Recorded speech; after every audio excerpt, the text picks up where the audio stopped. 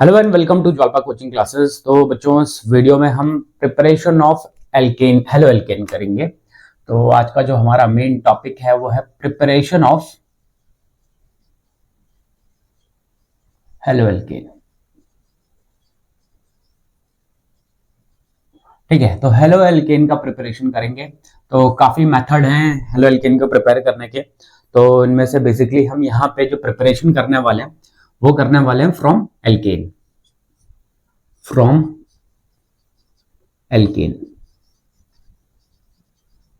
ठीक है, तो एल्केन से प्रिपरेशन करने वाले हैं हम हेलो एल्केन का। देखो कैसे करते हैं। एल्केन को मिलाते हैं किसके साथ? हेलोजन के साथ मिलाते हैं in the presence of UV rays और हमें मिल जाता है हेलो एल्केन।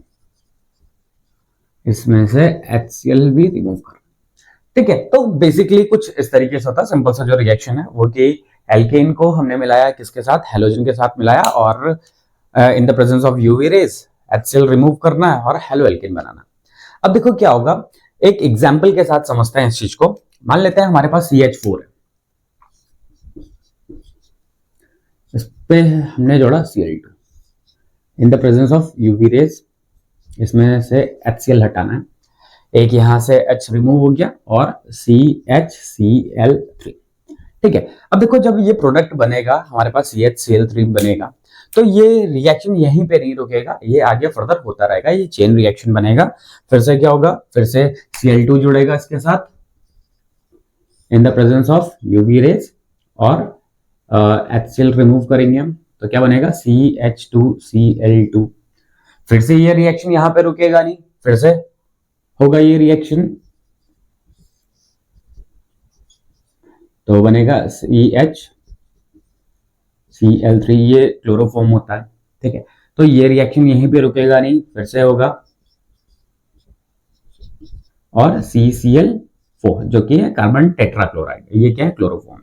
अब देखो क्या होगा कि जब हम एल्केन को हेलोजन के साथ मिलाएंगे in the presence of UV rays, halo alkane बनेंगे। क्या बनेंगे? Halo alkane. जैसे कि आपको यहाँ पे देख सकते हो, यहाँ पे क्या बने?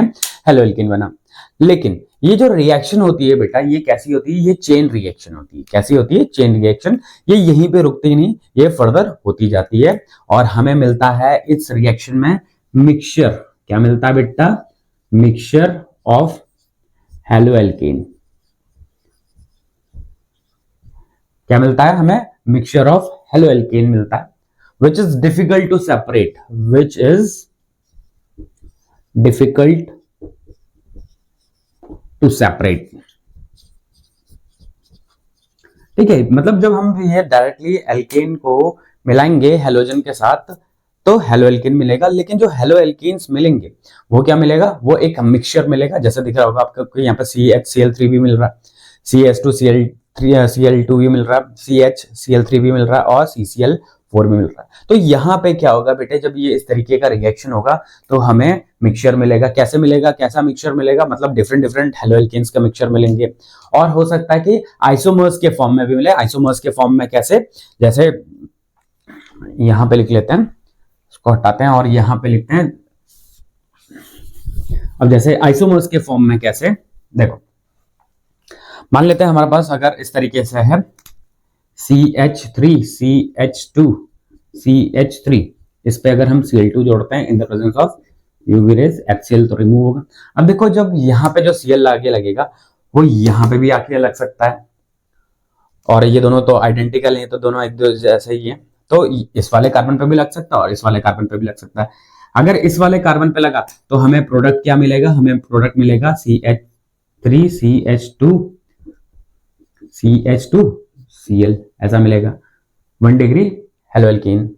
और अगर इस वाले पे चला गया तो कैसा मिलेगा? CH3 CH Cl CH3, ये था 2 डिग्री 2 डिग्री और ये हो गया 1 डिग्री और ये 2 डिग्री। तो क्या होगा कि जब हम डायरेक्टली एल्केन को हेलोजन के साथ मिक्स करेंगे in the presence of UV rays, तो अगर सिंपल सा एल्केन है जैसे मीथेन है तो उस कंडीशन में क्या होगा? मिक्सचर मिलेगा हमें।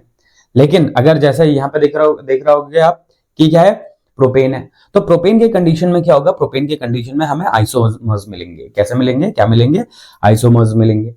ठीक है, तो ये वाला जो मेथड फ्रॉम एल्केन से जो होता है वो ज्यादा अच्छा नहीं माना जाता। क्यों, क्योंकि इसमें हमें मिक्सचर मिलता है, और जो मिक्सचर मिलता है उसे सेपरेट करना थोड़ा सा मुश्किल होता है।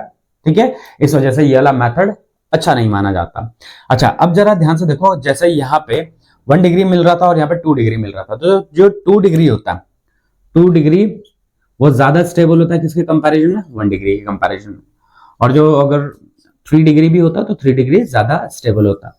तो अगर बाई चांस इस तरीके से हमें मिल रहा है कि 1 डिग्री 2 डिग्री, और हो सकता है कहीं पे अगर 3 डिग्री भी मिल रहा होगा, तो मेजर प्रोडक्ट कौन सा होगा, मेजर प्रोडक्ट होगा, अगर कहीं पे 3 डिग्री है तो 3 डिग्री मेजर होगा, और अगर 2 डिग्री है तो 2 डिग्री मेजर प्रोडक्ट होगा, और 1 डिग्री क्या होगा बेटे, माइनर प्रोडक्ट होगा।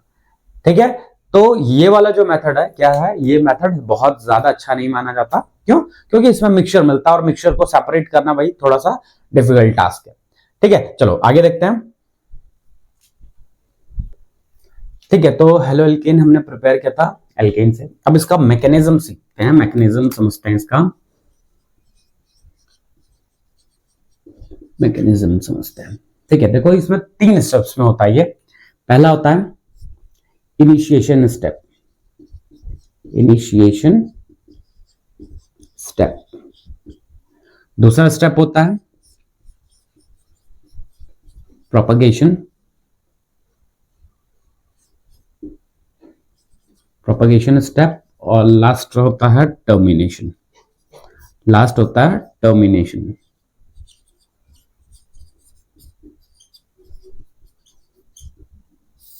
ठीक है, तो जो एल्केन से हेलो एल्केन का जो प्रिपरेशन का जो प्रोसेस है, ये 3 स्टेप्स में किया जाता है, 3 स्टेप्स में किया जाता है। पहला स्टेप होता है बेटा आपका इनिशिएशन, दूसरा होता है प्रोपगेशन, और तीसरा होता है टर्मिनेशन। अब इनिशिएशन में क्या होगा, जरा ध्यान से देखो, Cl2 है। ठीक है, क्या है, Cl2। अच्छा, Cl2 को ऐसा लिख लेते हैं, ClC। ठीक है, यहां पे जो ये बॉन्ड है, ये कैसा बॉन्ड है बेटे, ये है कोवेलेंट बॉन्ड। कैसा बॉन्ड है ये, कोवेलेंट बॉन्ड। अब ये क्या होगा, जब ये रिएक्शन होगा तो ये वाला बॉन्ड ब्रेक होगा। अच्छा, ये जो बॉन्ड ब्रेक होगा ये होगा होमोलिटिक फ्यूजन के हिसाब से, होमोलिटिक फ्यूजन के हिसाब से। अच्छा, होमोलिटिक फ्यूजन के हिसाब से क्या होगा कि जो ये बॉन्ड जब ये टूटेगा तो यहाँ पे जो शेयर्ड इलेक्ट्रॉन्स हैं वो क्या होगा, इक्वली डिवाइड हो जाएंगे, और ये इस तरीके से फ्री रेडिकल बन जाएगा। क्या बन जाएगा, फ्री रेडिकल बन जाएगा, ये कुछ ऐसा। ठीक है, 2 फ्री रेडिकल्स बन जाएंगे। अब क्या होगा, ये इनिशिएशन था। अब प्रोपगेशन में क्या होगा था, क्या होगा, ये है फ्री रेडिकल। अब इसको बॉन्ड बनाने के लिए चाहिए क्या, दूसरा फ्री रेडिकल। क्या चाहिए, इसको बॉन्ड बनाने के लिए दूसरा फ्री रेडिकल चाहिए। अब ये क्या होगा, ये इसकी तरफ अप्रोच करेगा, CH4 की तरफ अप्रोच करता है, ये CH4 की तरफ अप्रोच करता है। ठीक है, तो ये CH4 है, इसको मैं कुछ इस तरीके से लिख लेता हूं, पहले CH3 और एक H ऐसा लिख लेता हूं। ठीक है, तो क्या होगा, ये इसको अप्रोच करेगा, और ये फ्री रेडिकल इस H के साथ HCl के फॉर्म में चला जाएगा, और बन जाएगा क्या, CHCl3। क्या बन जाएगा, CH3 फ्री रेडिकल बन जाएगा। तो यहां पे हो गया फ्री रेडिकल। ठीक है, अब ये जो फ्री रेडिकल है इस पे आके कौन लगेगा साथ में, इसको इस तरीके से हम जोड़ते हैं Cl2 के साथ। ठीक है, तो ये भी, इसका भी फ्री रेडिकल, मतलब ये हमारे पास है, एक्सेस में है ये वाला। ठीक है, तो ये Cl2 था, तो ये बॉन्ड टूटेगा इसका, CH3, एक Cl इसके साथ चला जाएगा, और एक ये। ठीक, अब ये क्या होगा कि जब ये रिएक्शन फर्दर होगा तो ये क्या होगा, इसके पास 2 चॉइसेस हैं। एक तो ये Cl इसके साथ भी जा सकता है, मतलब जो यहाँ पे Cl फ्री रेडिकल होगा, और साथ ही साथ में इस वाले के साथ भी चलाएगा। ठीक है, तो ये चीज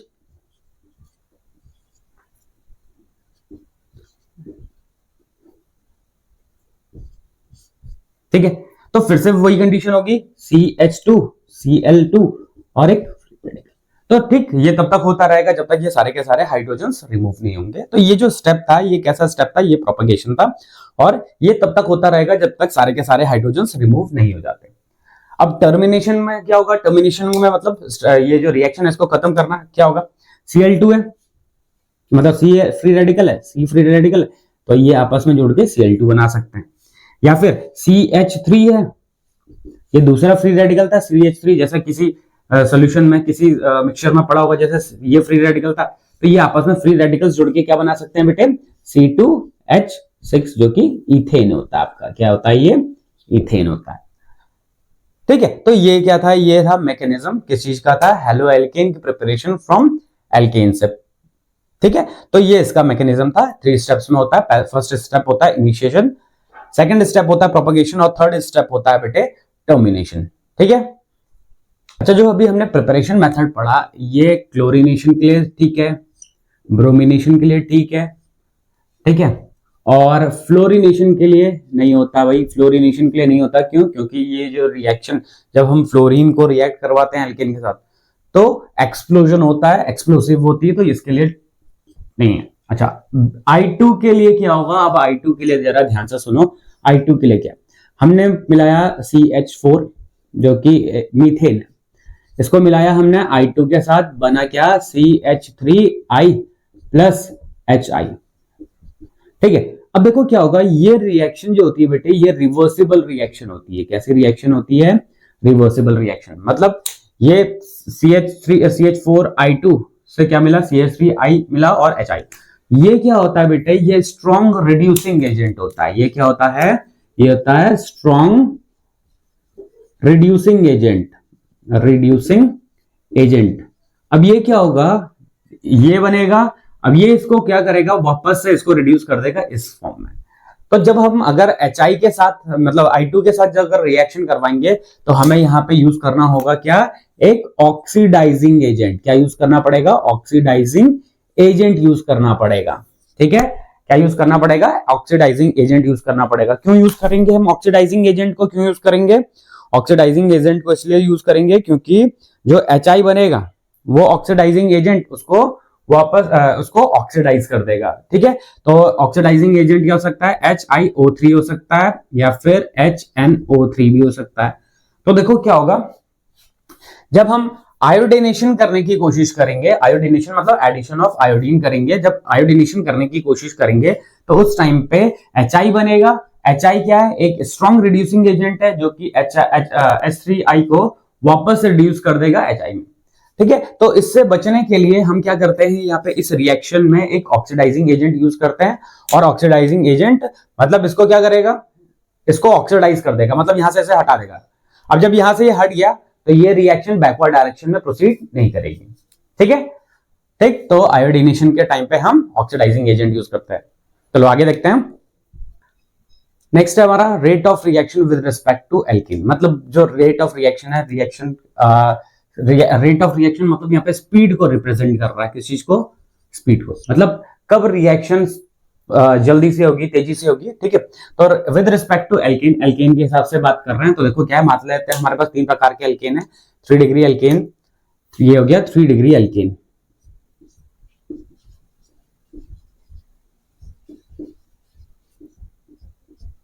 ये 3 डिग्री एल्केन, ये है 2 डिग्री एल्केन। ठीक है, तो 2 डिग्री एल्केन, और ये होता है 1 डिग्री एल्केन। ये कैसा है बेटे, 1 डिग्री एल्केन।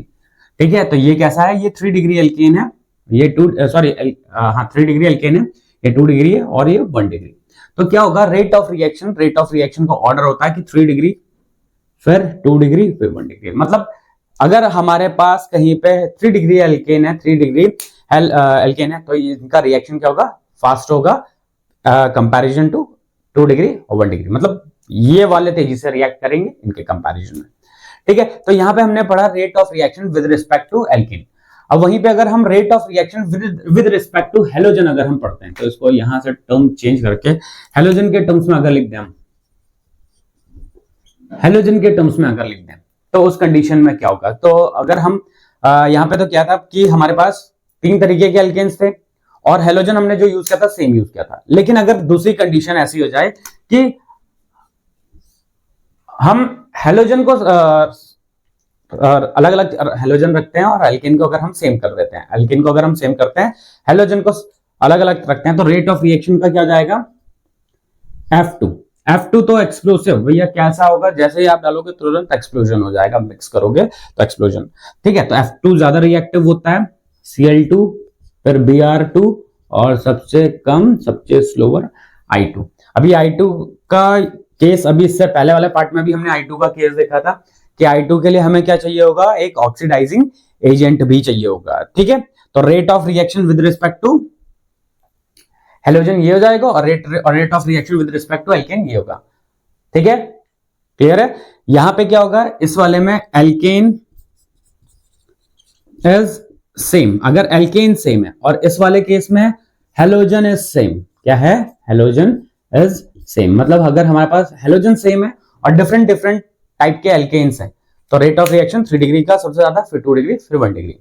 इस वाले में क्या है, अगर हमारे पास एल्केन सेम है, हेलोजन अलग अलग है, एल्केन सेम है, हेलोजन अलग अलग है, तो सबसे तेजी से रिएक्ट ये करेगा, फिर ये और फिर ये। ठीक है, तो आज के इस वीडियो में इतना ही करेंगे बच्चों, नई वीडियो में मिलेंगे इसके आगे के टॉपिक के साथ, इसके आगे के प्रिपरेशन के साथ। तब तक बने रहिए जो आपका कोचिंग क्लासेस के साथ। Okay students, bye bye.